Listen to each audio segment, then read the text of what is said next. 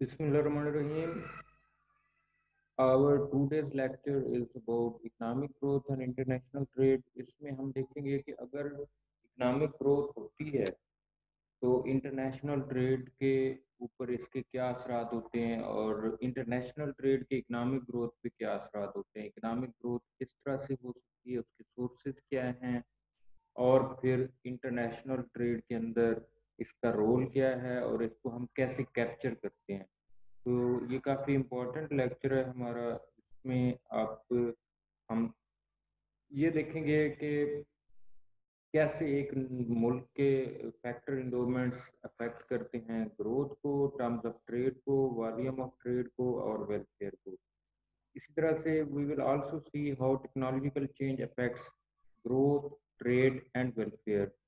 और इसके साथ साथ हम ये भी देखेंगे कि how a change in taste affect affects growth, trade and welfare. तो आपको याद होगा हमने जो अभी तक पढ़ा है उसमें ज़्यादातर जो थ्योरीज हमने पढ़ी हैं उसमें हमने इकॉनमी को स्टैटिक इन नेचर देखा है, यानी as such economy is given.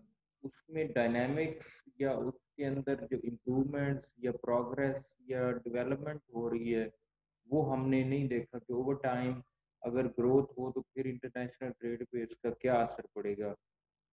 लेकिन आपको तो पता है कि factory developments, technology and trades keep on changing over time.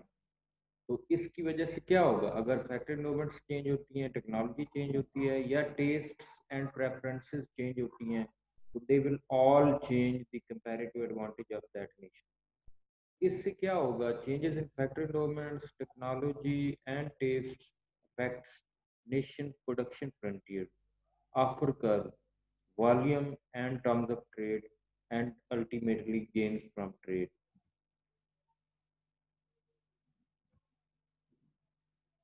तो जो ग्रोथ है वो दो तरह से हो सकती है, हम आगे चल के पढ़ेंगे। एक है growth of factors of production, यानी फैक्टर्स ऑफ प्रोडक्शन में अगर ग्रोथ हो तो वो है फैक्टर्स ऑफ प्रोडक्शन की वजह से ग्रोथ में होने वाली चेंजेस। तो फैक्टर्स ऑफ प्रोडक्शन आपको पता है अगर वो बढ़ जाते हैं, ग्रो करते हैं, तो इससे प्रोडक्शन पे असर पड़ेगा। फैक्टर्स ऑफ प्रोडक्शन लेबर है, कैपिटल, जैसे हम पढ़ रहे थे, over time labour and capital they can grow by any rate. वो किसी भी रेट से बढ़ सकते हैं, डबल हो सकते हैं, ट्रिपल हो सकते हैं, वन एंड हाफ हो सकते हैं। तो increases in labour and capital shift the production frontier outward. अगर लेबर या कैपिटल, ये दोनों labour and capital they grow, the production frontier will also go outward. तो वो बाहर की तरफ जाएगा। अब कितना वो ग्रो करेगा, किस साइड पे ग्रो करेगा, वो डिपेंड करता है on the rate of growth. तो एक होती है बैलेंस्ड ग्रोथ। बैलेंस ग्रोथ कब होगी, when labour and capital grow at the same rate.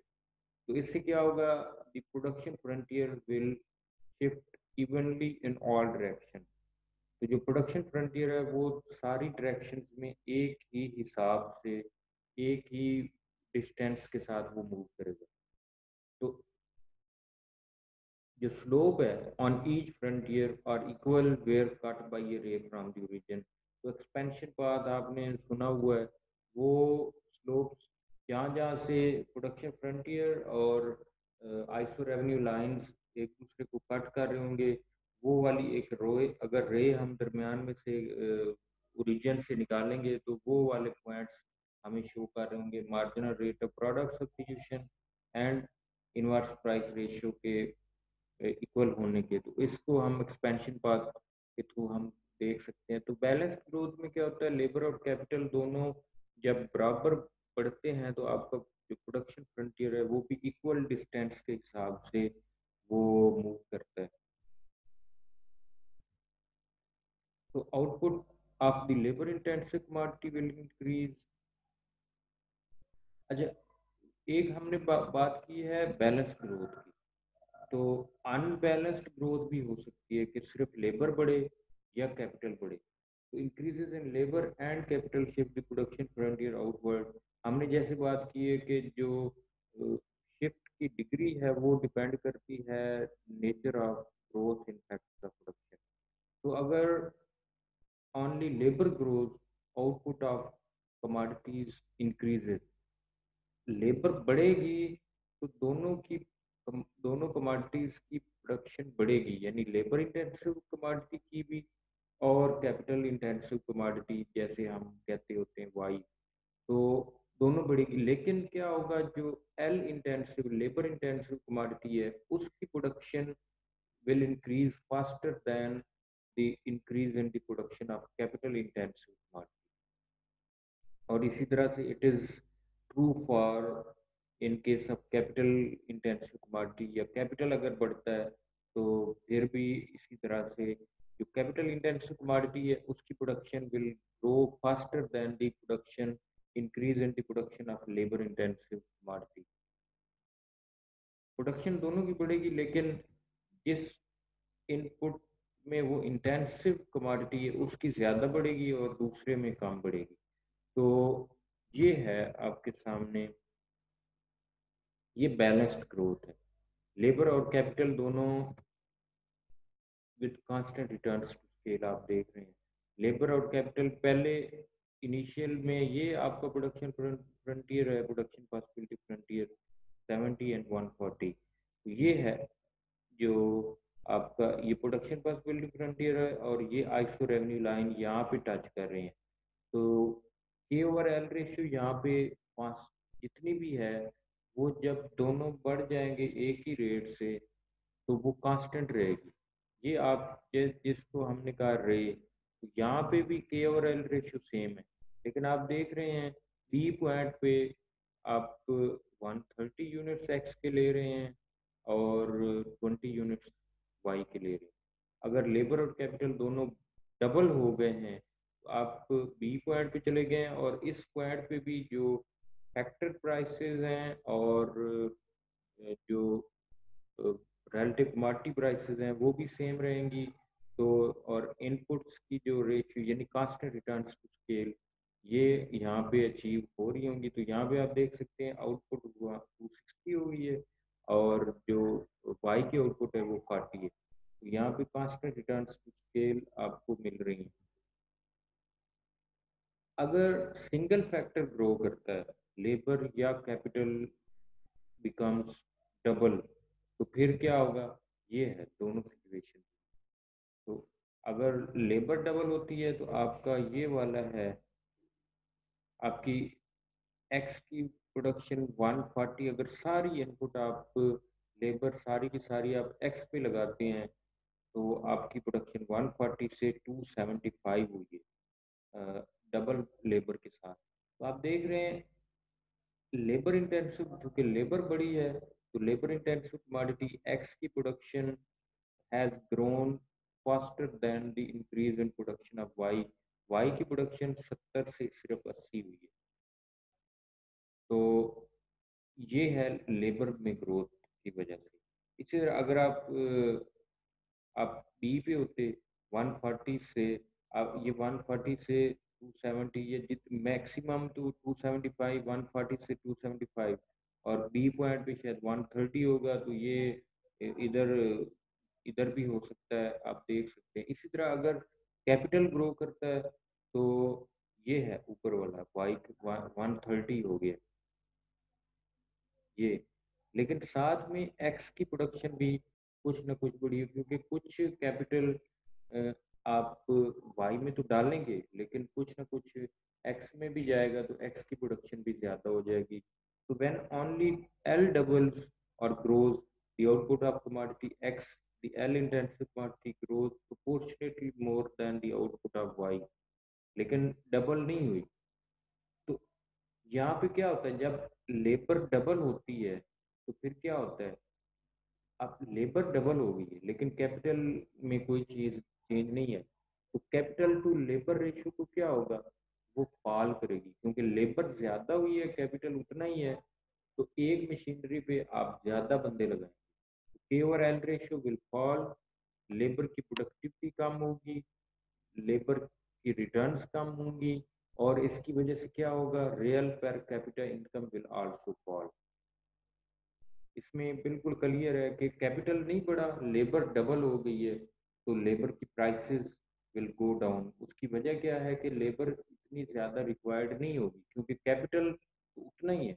अब एक मशीन पे आप 3 बंदे डालेंगे तो लेबर की प्रोडक्टिविटी कम होगी, उसकी प्राइस कम होगी, यानी रिटर्न्स कम होंगी। और फिर जब लेबर की रिटर्न्स कम होगी तो real per capita income it will also fall. इसी तरह से अगर कैपिटल ग्रो करता है तो फिर क्या होगा, K over L will rise as well as the productivity of labour. Capital बड़ा है, लेबर उतनी ही है, तो के ओवर एल रेशियो बढ़ेगी और लेबर की प्रोडक्टिविटी भी बढ़ेगी, और इसकी वजह से क्या होगा, रिटर्न्स टू लेबर भी बढ़ेंगी और पर कैपिटा इनकम भी बढ़ेगी।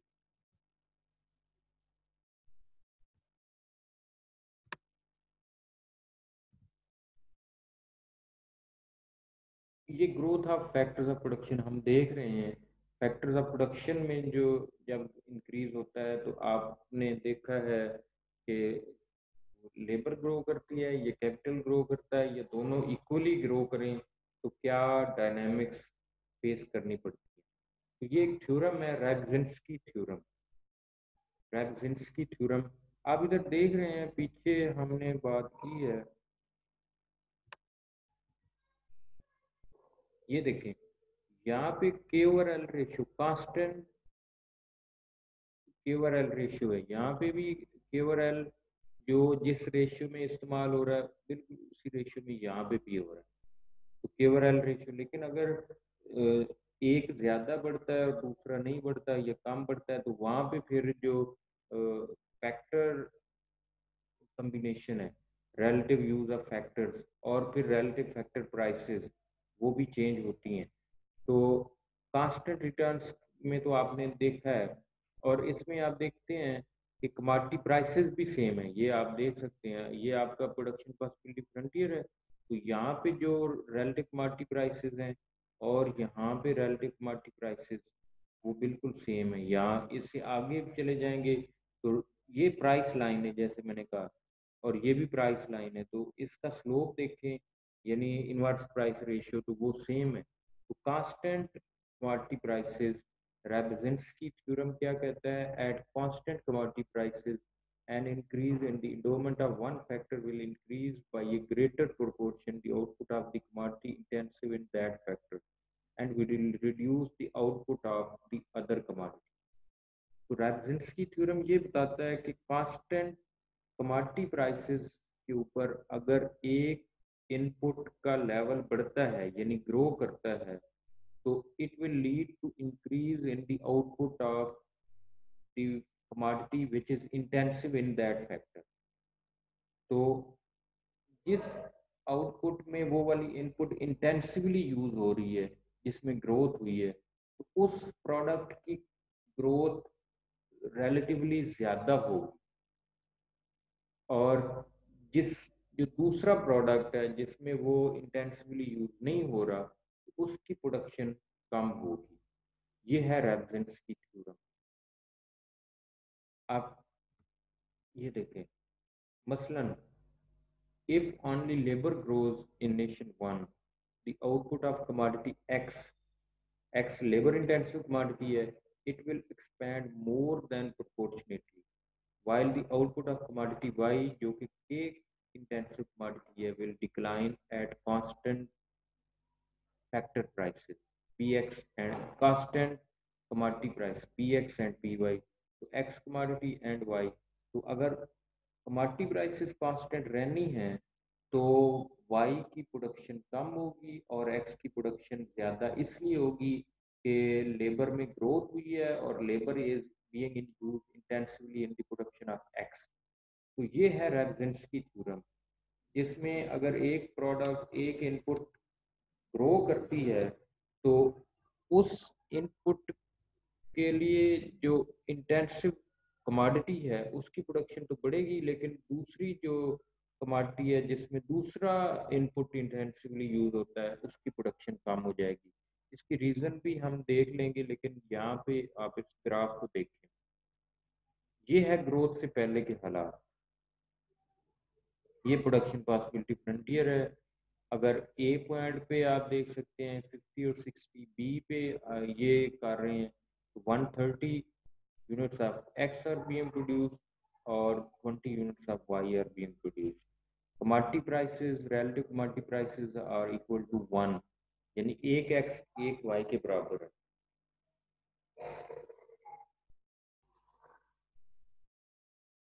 अब अगर लेबर डबल हो जाती है, कैपिटल में कोई इंक्रीज नहीं आया, तो क्या होगा? एक्स की प्रोडक्शन बढ़ेगी। साथ में आप देख भी रहे हैं, अगर हम सारी लेबर और कैपिटल वाई में डालें तो 70 से सिर्फ 80 होता है। लेकिन अगर हम हमारे पास लेबर बड़ी है और हमने रिलेटिव कमोडिटी प्राइसेस कांस्टेंट रखनी है, तो हम बी पॉइंट यहाँ से मूव करके एम पॉइंट पे जाएंगे। एम पॉइंट पे आप देखें, एक्स की प्रोडक्शन हो गई है 270 और वाई की प्रोडक्शन 20 से 10 पे चली गई है। तो ये उसी इस वक्त है जब आपकी relative commodity prices have to remain same. तो एक्स की production has increase more than proportionately, double से भी ज्यादा हुई है। लेबर डबल हुई थी, लेकिन एक्स की प्रोडक्शन डबल से भी ज्यादा हुई है। इसकी रीजन आगे आ रही है, उसकी वजह मैं आपको बता भी देता हूँ। आपको पता खुद भी चल रहा होगा कि ये क्यों हुआ है। कि लेबर तो डबल हुई है, लेकिन एक्स की प्रोडक्शन डबल से भी ज्यादा हो गई है। और दूसरी तरफ वाई की प्रोडक्शन 20 से 10 पे चली गई है। तो वाई की प्रोडक्शन कम हुई है। इसको हम बोलते हैं रेफजेंस की थ्योरम। इसके पीछे जो कहानी है ये है कि expansion is in x by a greater proportion than in the expansion in the amount of labor। उसकी वजह क्या है? because some labor and capital are also transferred from commodity y to the production of commodity x। Labour चूंकि बढ़ती है और labour x में intensively use हो रही है, तो कुछ लेबर जो वाई में भी एम्प्लॉयड थी वो निकल के एक्स में आ जाती है। और जब लेबर आ रही है तो साथ में कुछ कैपिटल भी आ जाता है। तो लेबर में ग्रोथ की वजह से there are many chances that some of the labour being employed in the production of Y and some capital being used in Y, they will transfer from y to the x commodity। इसको हम बड़ी इसको हम बोलते हैं magnification effect. तो जब magnification effect में क्या होता है कि एक इनपुट अगर बड़ी है तो और जिसमें वो इंटेंसिवली यूज हो रही है उसकी प्रोडक्शन बढ़ेगी, तो जहाँ पे प्रोडक्शन ज्यादा हो रही होगी तो दूसरा प्रोडक्ट जिसके लिए इंटेंसिव इनपुट नहीं बढ़ी, उसमें से कुछ इनपुट्स निकल के दूसरी में चली जाएंगी और इस वजह से आपकी जो ग्रोथ ऑफ वाई है वो कम हुई है, यानी उसकी प्रोडक्शन कम हुई है और एक्स की प्रोडक्शन मोर देन डबल्ड। तो मोर देन डबल्ड किस वजह से है? क्योंकि कुछ लेबर वाई से निकली है और आप देख भी रहे हैं कि वाई की प्रोडक्शन 20 से 10 पे आई है। तो इसका मतलब क्या है? कुछ लेबर भी वहां से निकली है और कुछ कुछ कैपिटल भी वहां से निकला है। इसको हम फर्दर डिग आउट कर सकते हैं कि ये कैसे होता है। तो हमने जैसे कहा कि relative commodity prices have to remain same. जब आपको पता है फैक्टर प्राइस इक्वलाइजेशन थ्योरम, और जब एक्स और वाई की prices have to remain same तो क्या होगा? डब्ल्यू और R they will also remain same, they must be constant. लेकिन वो कब सेम रह सकते हैं? W over R कब सेम रह सकते हैं? they can only remain same if K over L remains constant। ये कब सेम रहेंगे? W over R वेजेस और इंटरेस्ट रेट कब सेम रहेंगे? जब K over L they also remain same, यानी K over L रेशियो अगर पहले 1:1 की है तो अब भी 1:1 रहेगी, तो W और R वो W over R वो सेम रहेगी। अदरवाइज वो चेंज, अगर के और एल रेशियो चेंज होती है यानी लेबर ज्यादा हो जाती है और कैपिटल कम हो जाता है, तो वेजेस कम हो जाएंगे, इंटरेस्ट रेट बढ़ जाएगा। तो अगर हमने पी एक्स और पी वाई कांस्टेंट रखनी है तो हमें फिर डब्ल्यू ओवर आर भी कांस्टेंट रखना पड़ेगा। तो डब्ल्यू ओवर आर कब कांस्टेंट रहेगा? जब के ओवर एल,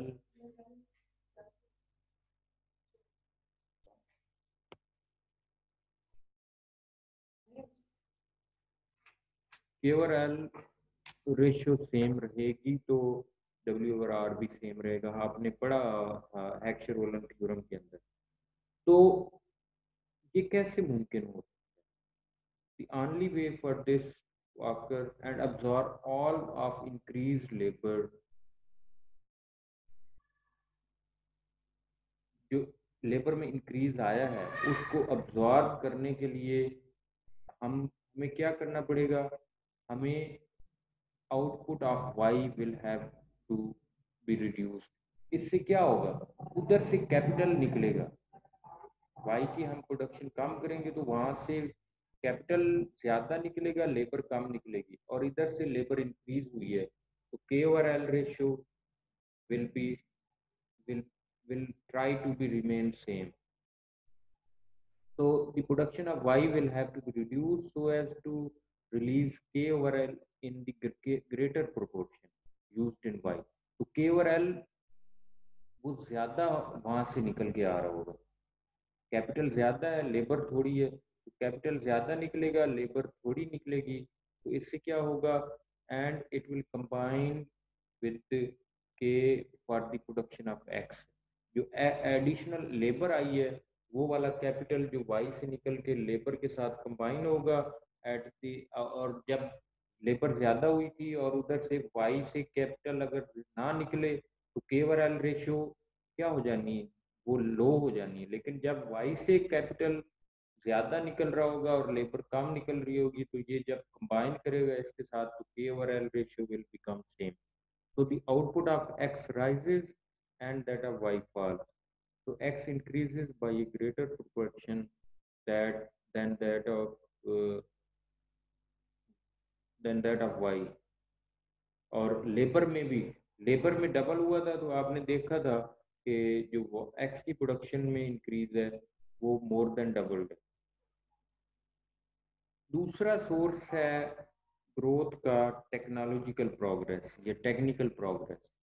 एक तो है ना फैक्टर ऑफ प्रोडक्शन बढ़ जाए, ग्रोथ हो उनमें। दूसरा है technological progress. All technical progress reduces the amount of both labor and capital required to produce any given level of output।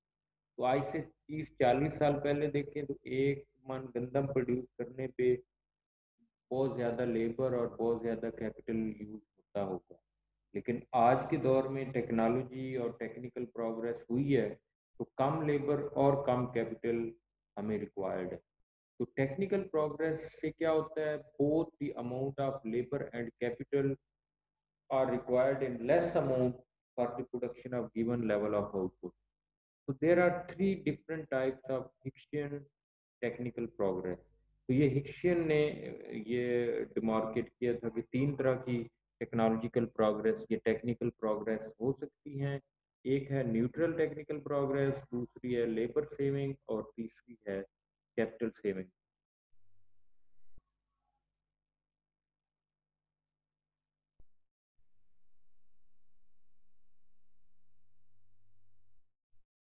Neutral technical progress क्या है?